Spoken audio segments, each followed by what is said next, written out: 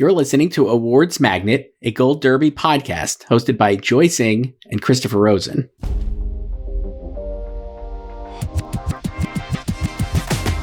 Welcome back to Awards Magnet. I'm Christopher Rosen. I'm joined by Joyce Ng. And Joyce, we're doing a special mailbag edition of the show. We're back with the mailbag. Surprise. We weren't going to do one this week, but Mother Nature had other plans. Yeah, it's not really a positive thing, but because of the horrible California wildfires, a lot of the awards events, Joyce, have been punted a couple of days.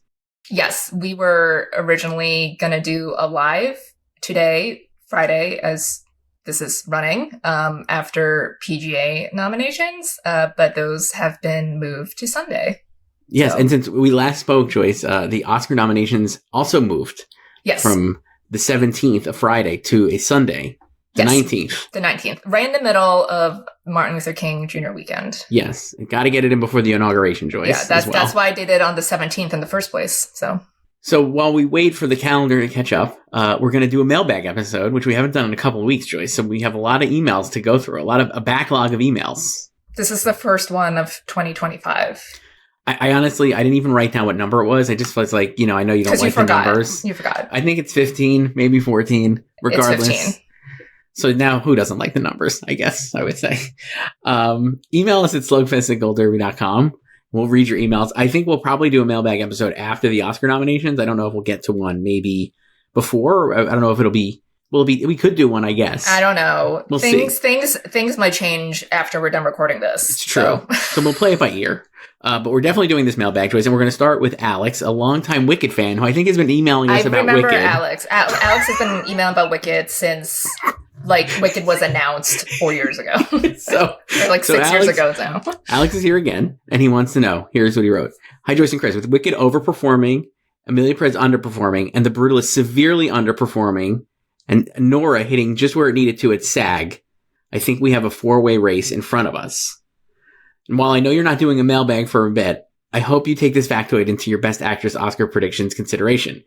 Ever since the first award in 1943, the winner of the Golden Globe for Best Actress in a Motion Picture Drama has always gone on to receive the Best Actress Oscar nomination, with the exception of one very excusable caveat, that being Kate Winslet after winning for Revolutionary Road, and those who matter know why it doesn't count.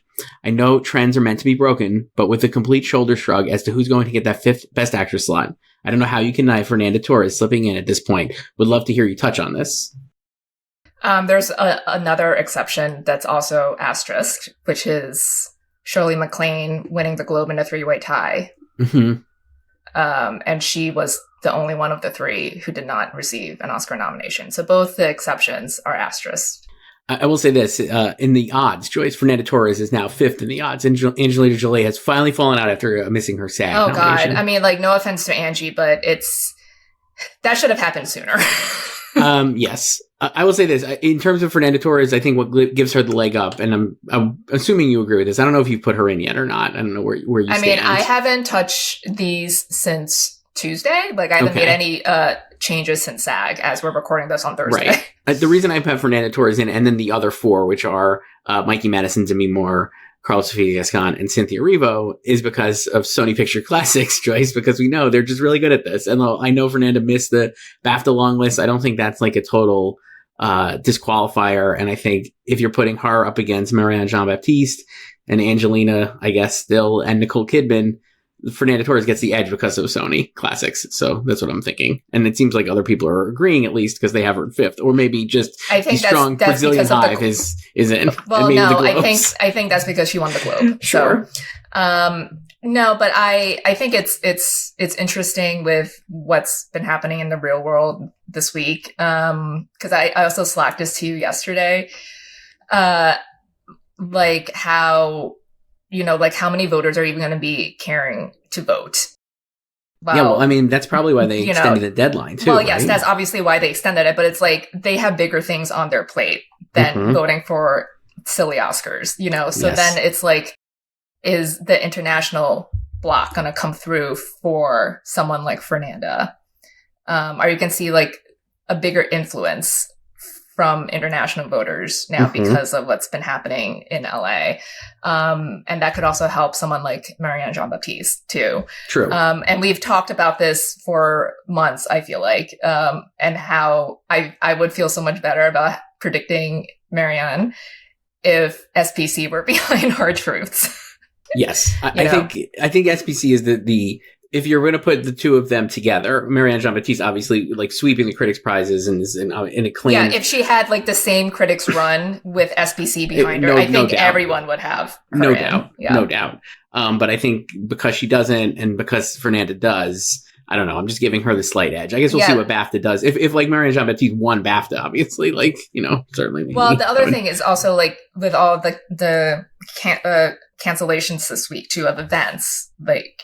The Critics' Choice have been moved for 2 weeks. And then like BAFTA T, AFI, like and then just, screenings and parties in general.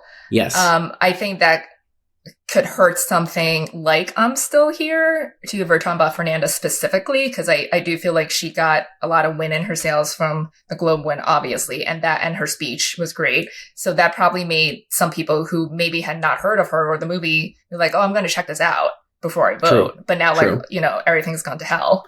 Right. So it's like, maybe they don't have time to watch it, But maybe the international people do. That's what I'm saying. International. But like, I'm saying people who were not aware of her before this. Yeah. So. We got a lot of Best Actress emails, Joyce, as you might imagine, since it feels like everyone always loves the Best Actress race. This one's from Evan. Hi, Joyce and Chris. It's Evan here. I've been noticing a certain hate train for my favorite movie of the year, Anora, and particularly its lead actress, Mikey Madison. Once it lost all its Golden Globe nominations, it gave all the detractors fuel to add to the fire, with even some online calling Mikey a nobody and having no shot to win because she is a, quote, nothing burger filmography. I also saw people in the comment section of the Hollywood Reporter Roundtable saying that she needs to stop being so shy and start campaigning for herself. First of all, stop telling women what to do.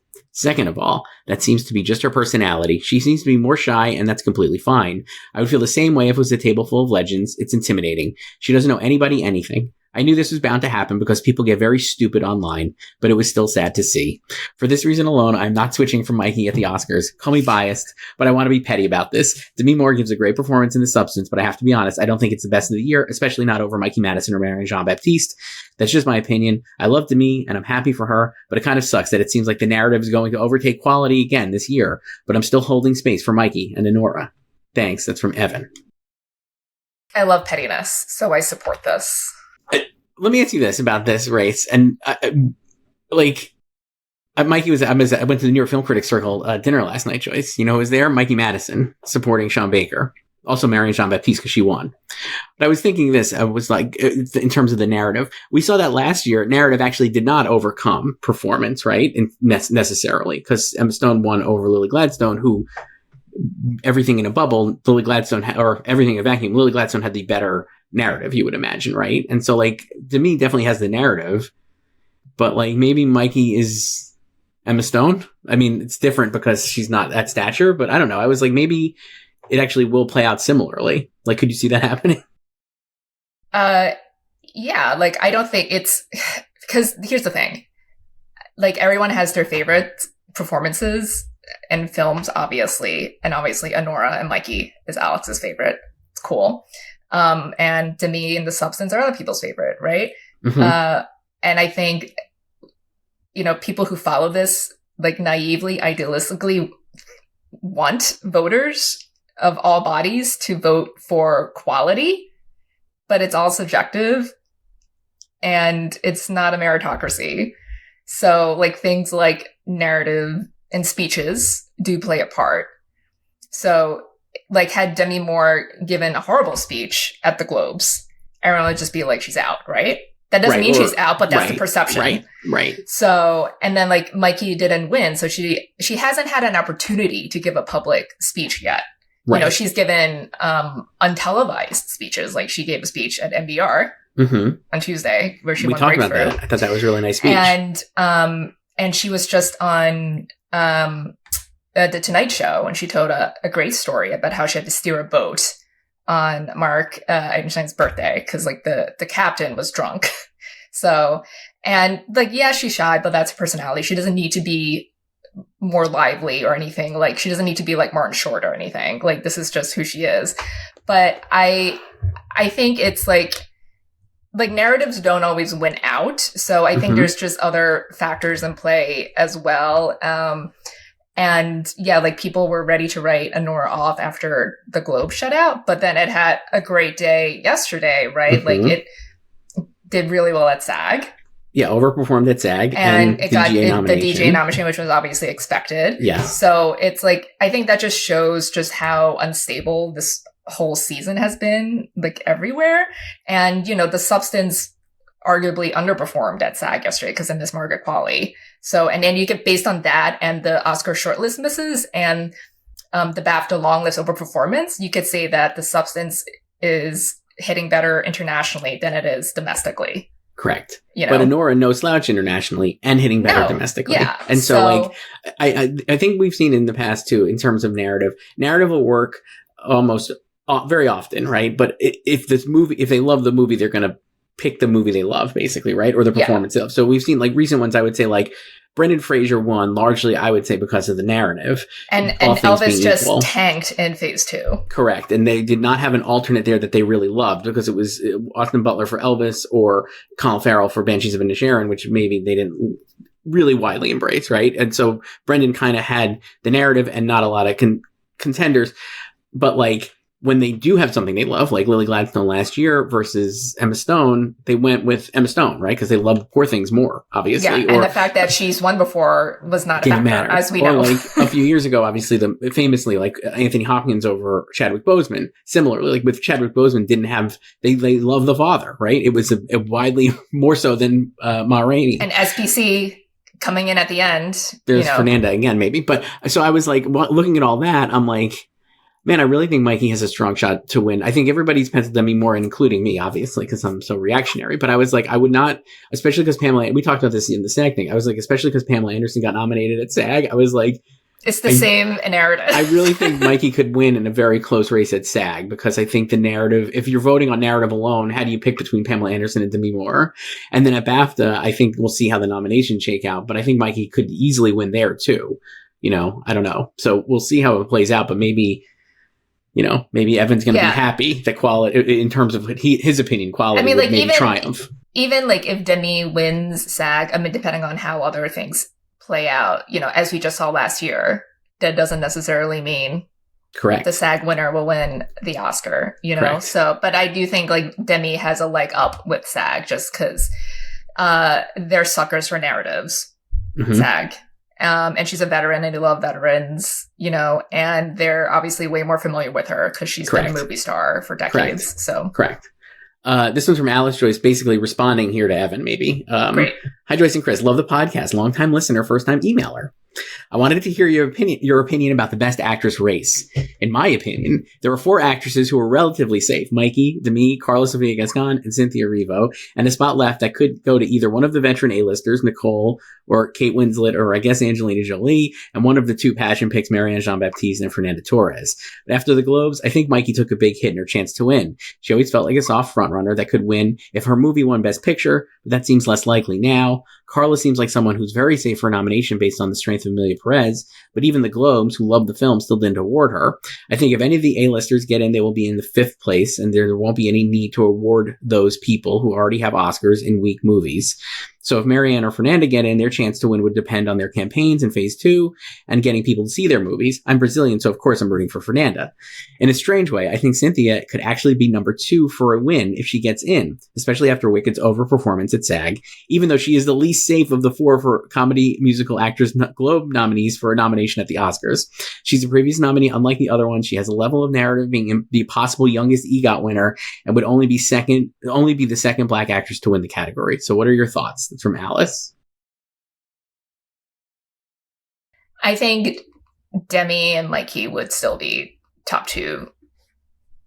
I guess it depends. I mean, I'm like, this will get a bunch of people mad at us. We also had people, Joyce, speaking of, just as a sidetrack, people mad in the comments after the SAG episode about Wicked. Like, we weren't effusive enough about Wicked. I've seen the goddamn movie 3 times. So the substance stands are the substance stands have moved stands. On, and now they're Wicked stands who are like, we're not into the movie enough. I'm like, I've seen this movie 3 times. I've seen it twice. Like, it's great. I don't know. I was like, people get mad when we're not overly effusive about something. So. Like, we like when Wicked. We're overly effusive, people are like, you're such an idiot. Why'd you be so overly effusive? Anyway. I'm also not an overly effusive person in general, so anyway. I don't know if anyone's noticed that. Yeah, it was like, I don't know. I mean, I don't want to say this and get yelled at, which is that got me on the Wicked thing. But I was like, what if the substance, like you were saying, like, internationally, I think it's really strong, and I do think it's going to do really well at BAFTA in the US. And we've seen like a couple of like data points that are not red flags, but if it underperforms at the Oscars from where people think it is, that would, in hindsight, be obvious red flags, right? Like you said, like the short list, it could have done better on those. Margaret Qualley missing at SAG is like just very strange to me, right? Because she also has a narrative, and she's like a industry, Nepo baby, like, all those kind of things. I was like, it felt like she would obviously get in, and that she didn't, especially with who got in that category.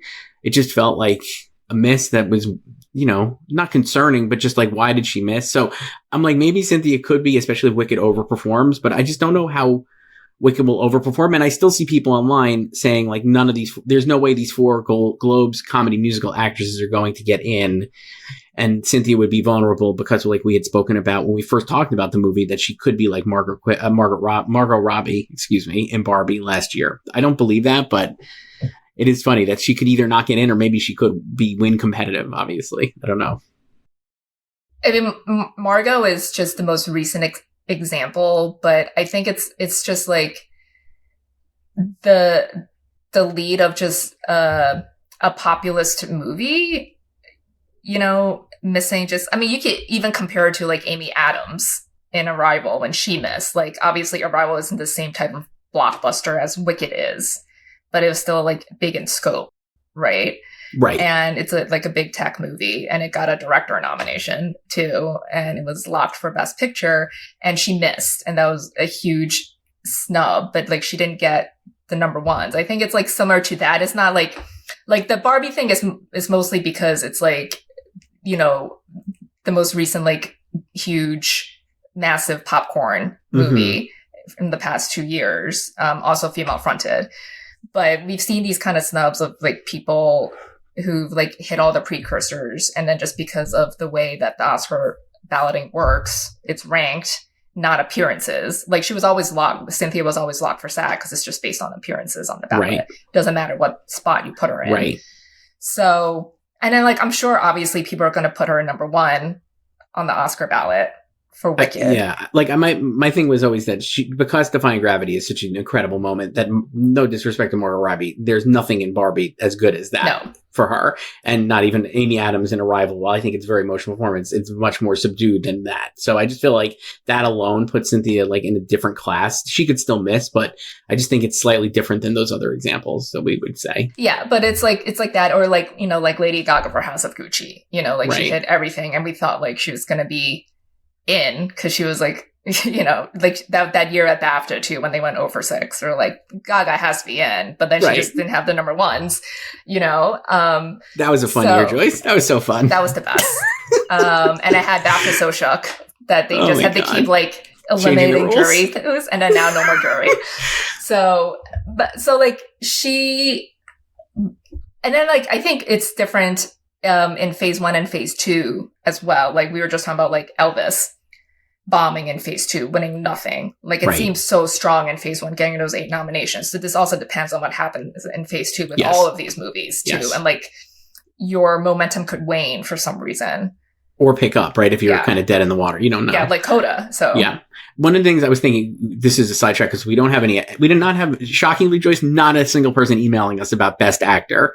But we were talking about, you talking out there about like how usually somebody is going to hit all these precursors and then miss the Oscars, right? Like we've seen that happen not infrequently, certainly. And like, as always, like, oh my God, I can't believe so-and-so missed. And one of the person I think this year who actually maybe is, even though it's counterintuitive to what we've been talking about, is Daniel Craig. Do you want to hear my galaxy brain take on this? I was like, I think he's definitely getting in at BAFTA, obviously, right? And they have 6 slots. He got the SAG nomination, and we were all not expecting that. But I was like thinking, with the SAG nom-com, right, they have to see every movie, right, to vote, like, or like the eligible movie. They don't have to, but like they kind of do, right? And they're gonna, I think they also kind of need to show that they did. So I was like, basically, I'm like, Sebastian Stan probably was 6th and 7th for SAG, right? Or 6th and 8th or whatever.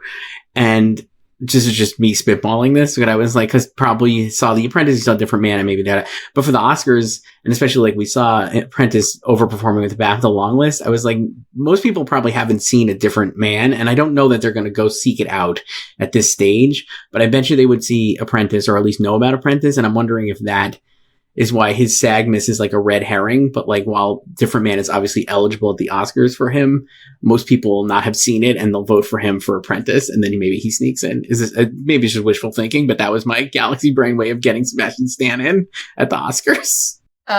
Yeah, like Daniel showing up at SAG, obviously a huge get for him because Queer is such an anti-SAG film. Mm-hmm. Like we've been saying, like Daniel could get into Oscars without SAG. He doesn't need SAG because, like, you know, it's just not a movie they would vibe with. I mean, like, nom-com voters, like, they also go to screenings. I think when they're, like, named to nom-com, like, I think they take it seriously in that, like, they want to go to, like, the Q&As, you know, after the screening. So that's, I mean, I'll just tell you, when we were waiting for Wicked to start at that nom-com screening, so many people in front of me were just reading their, like, nom-com screening email invites. Yes. There were, like, 25 for Heretic. That's awesome. Several for Fancy Dance too. But, so, and then also as, you know, as I said yesterday, Alphabet Bias at SAG too. Daniel Craig, C, Sebastian Stan, S. So that could have also helped Daniel there. And I was also thinking, like, with Queer, we've talked about this, in real life, definitely, but like how the first act of Queer is the best part of the film. And like Daniel's great throughout, but I think like even if you tap out of the movie and you watch just like the first like 30 minutes or something, like you could still be like, oh, like Daniel was great, you know? Yes. And like vote for him. So yeah, like, so with the Oscars, I think like most people would just say like the SAG 5 will be the Oscar 5, but, yeah, it depends on like BAFTA too, like, but I don't know. I guess like if either, I don't know if it'll tell us anything if both Daniel and Seb make it in because it's 6. Mm-hmm. And then I don't know. I wish I had this email. I'm looking for it as you're talking because it was like somebody emailed us who was on the SAG nom-com, and I was like trying to find it. I think we'd read it maybe a couple of weeks ago or whatever. But anyway, it's gone. But I was just like thinking. He mentioned like how like you kind of have to like say you're seeing the stuff, or like for the Q&As, or kind of like they want you to see the movies before you're obviously that are under consideration. Yeah, but I'm just saying, like, you know, it's kind of just like checking like their terms and conditions. I know it is. It's like that. But like that was my thinking. I was like, I bet you it's easier for Seb to get in at the Oscars, guys. I just don't think people have seen A Different Man, and I don't think they're going to go look for it either. At this point, I that's my personal opinion. Whereas The Apprentice, and especially internationally, could do really well. Back to the actresses, Joyce, though, because this is from Matthew. Also about the actresses. Hi, Joyce and Chris. My question surrounds what's next for Demi Moore after her upset win at the Globes on Sunday. Maybe a hot take, but I think the Oscar is hers, and not for the reason everyone is thinking of her outstanding speech and narrative she's building around being long overdue for industry recognition. The past 3 winners of the Oscar for Best Makeup and Hairstyling have gone on to win either Best Actress or Actor for The Eyes of Tammy Faye, The Whale, and Poor Things. Many claim that it's the transformative nature of these roles and the makeup and hairstyling that fuse so well together when it comes to winning acting, when it comes to awards voting. Actors and actresses both literally and metaphorically disappear into their characters. So my question for you is whether you both believe we're on track for the same Demi Moore and makeup and hairstyling win at this year for The Substance. I mean, I've always had The Substance in first and makeup. So. Same. And so like it would make sense, right? Like we've talked about this, that she wins that. We talked about this last year, like with Poor Things too, and Emma, and then obviously way before last season even started, a lot of people had Bradley Cooper and Maestro as the combo. Correct. But when Maestro kind of flopped, or didn't, but like didn't hit in phase 2, it became clearer that Poor Things was going to maybe win. And there you go. And also had great makeup. I think The Substance is clearly going to win Best Makeup and Hairstyling. I'd be frankly shocked if it didn't. But yeah, so that's another data point in terms of if you're going to predict Demi to win the Oscar. This one's from Tony. Joyce. Hi, Joyce and Chris. I started listening to the pod during the fall festival season, and my first question is, where have you been all my life? You two are by far the most realistic and plugged in regarding the state of the race, and I listen to a lot of movie and awards pods, so I blame myself for being late to the party. I've become a same-day listener at this point. If I see Awards Magnet, it jumps the queue. Fuck yeah. Thanks, Tony. Or maybe is it because it's A? Is the alphabetical bias? Hey, that's another reason we're called Awards Magnet. Maybe Joyce is do we not even we're copying happen through osmosis? Would that happen through osmosis? Sorry to big picture. I guess you're second into us.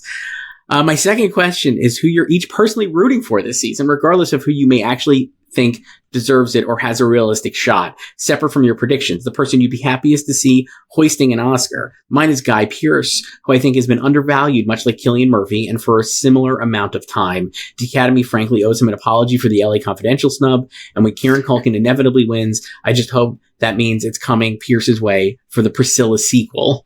Thanks, that's from Tony. Pour one out for the Guy Pearce stands after his SAG snub yesterday, because I know there were diehard fanatics who were still clinging on to hope or just hope dicting that Kieran can lose and Guy can win. And after yesterday, that those chances have diminished. The path just cleared for Kieran. Yesterday. It feels like Ed Norton is number 2. I think when we're ranking these in this phase 2, and I'm assuming Ed Norton gets nominated, I'd have him second. I think Guy is still getting nominated, though I did expect it. I think I predicted that SAG snub choice. So I feel like that I should get a credit for that, right? A little token maybe, or coin. But yeah, I don't know. Who are your personal picks? I mean, this year I don't care. I like a lot of films and performances, but I don't. I think you would say maybe Marianne Jean-Baptiste. I feel like you'd be rooting for. I feel like I'm just not would I love to see her win? Yeah, but I guess I'm not so overly invested like a lot of people are about it. It's life and death for them. It's weird. I'm not rooting. I'm trying to think who the people I want to see nominated that I am actually rooting for. It would be Sebastian Stan and Jeremy Strong. Yeah, I would love to see both of them get nominated. And in terms of winning, I would like Mikey Madison to win. I think she's great in Honora. And that first email we read from who was that from? Evan, I think, Joyce, earlier. Alex? Was it Alex or Evan? It's Evan who was talking about how... Alex is wicked, so... Oh, so Alex was the first one, and then Evan. This is great. This is 20 minutes ago. I can't even remember. Evan was talking about Mikey's personality being so shy, right, basically? And I'm like, man, that is true acting, because Nora is nothing like that. The character is so brash. Nothing can make people happy. This is everyone has an opinion online, and they think they're always right, and then they get mad when other people don't bend to their will. Mm-hmm. So it's people are mad that Kieran is, quote, playing himself and everything. Yes. And now Mikey is too shy to win an Oscar, even though her playing such a brassy gal in Honora shows that she is not like Annie in real life. To me, that's real acting. Nothing can please these people. No, so. That's real acting. I know that's so stupid, but I'm like, man, that's really acting. She's nothing like this person at all. And it's just so cool that she's able to do it. So I would pick her. But yeah, I would love to see the Jeremy and Sebastian Stan nominated. I think they both deserve it. And I think they're really the thing with The Apprentice, and we kind of talked about this a lot, and whatever you think of the movie, if you're listening or watching, but I'm that movie without those performances, I think is not very, it's not that the movie is not good, but it just would not work without those performances at the level they're at. Yeah, and so they should get incredible amount of credit because they really are so strong. Especially because it's not, there was such, doubts about it, and everyone was so cynical about it when it was announced. It was why are you making this? This would not work. Yep. And they just delivered and then some. Just let's pause, take a quick break, and then we'll come back to finish up with a few more emails.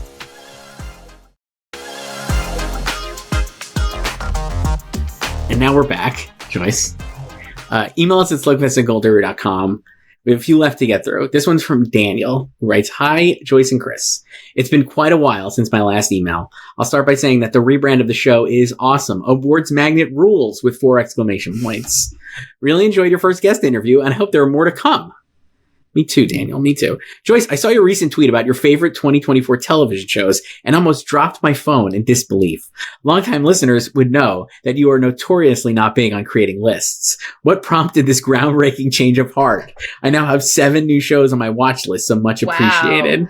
Wow. P.S. Thank God the tennis season is starting up again. I'm currently at the Brisbane International, and we'll be in Melbourne for the Australian Open. Thanks, guys, and have a happy holidays. This one's old, but I had to read it. Aussie starts on Sunday, so the draw was just yesterday.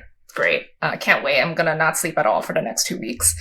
So no, that the list thing, it was a joke between my friend and I. We were just, we were making fun of someone else we know who had made a list.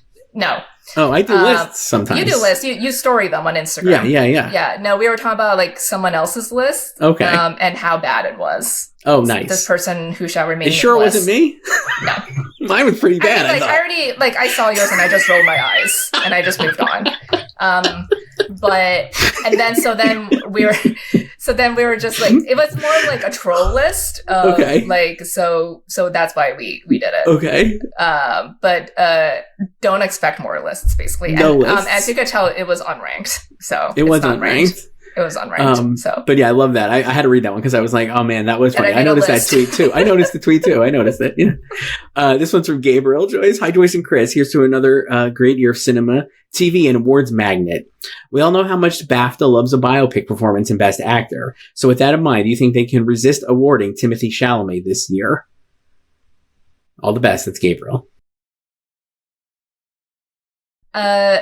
I think he has a better chance at SAG than BAFTA. Mm-hmm.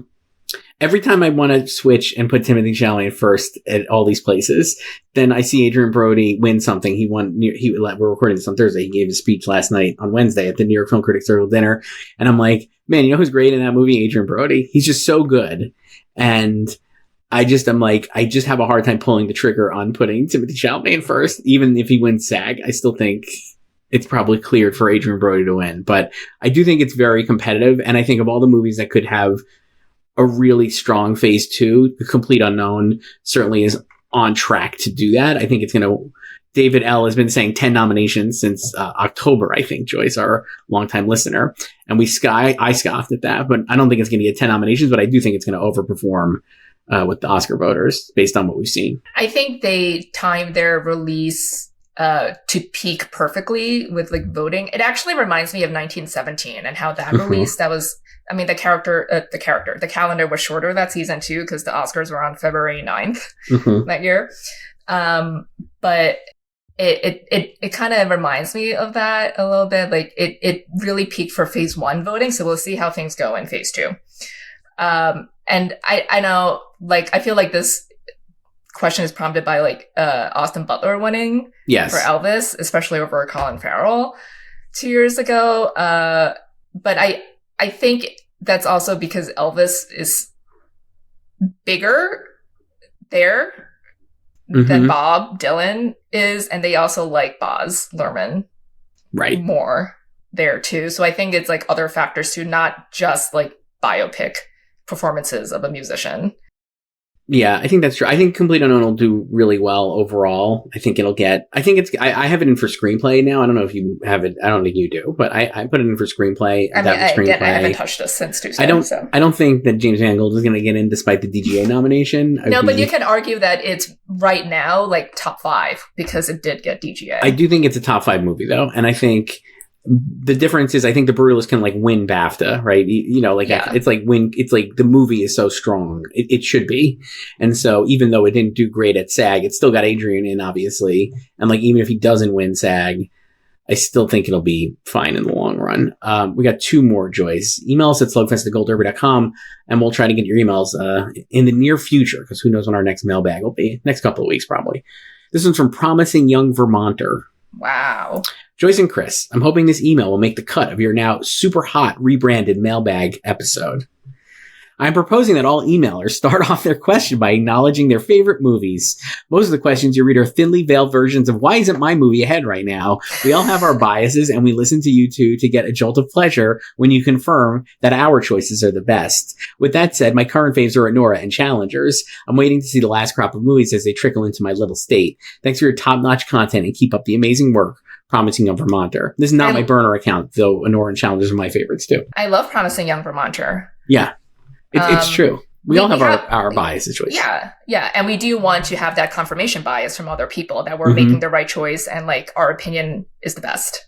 That's why I think the Substance stands were so mad at us for so long. And now the Wicked stands because we weren't effusive enough in our excitedness. I love that movie. I don't understand. I think they were like mad because I can't believe I'm going back on this and I read the comments, which I know is a fail. This is why I don't read comments. Now you're so hung up on this. I wasn't hung up on it, but he was like, or he or she was like, like when you first talked about it, you guys were like throwing cold water on all of it. And I'm like, I don't know. Everything we said about it was like, I still believe. I mean, maybe before we saw the movie, sure. No. When we saw it, after we saw it, they were like, oh, like, the way, like, we talked about it, but I was like, we talked about how it's incredibly long, but he doesn't really feel long, even though it's no reason to be that long. We've been very clear about, like, how we were never bored watching the movie. And how Cynthia is, like, not as, that Ariana is, like, the headline grabber, obviously, when you're walking out of the movie. I think the one thing I would say I underrated the first time I saw it is the staying power of Cynthia's performance, because I really do think Defying Gravity is so incredible and the end of the movie is so good that it really does stick with you more than I even expected. So I guess that I'll take a loss on, but like everything else, I feel like we were very positive about this movie. I love it. Also, if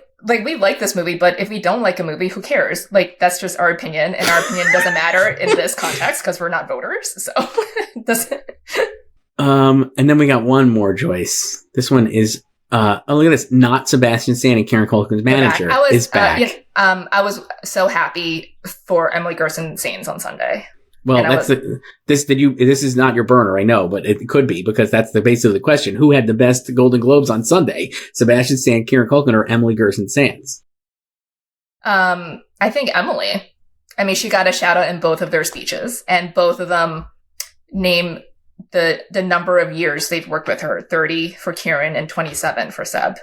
It's crazy. So that longevity.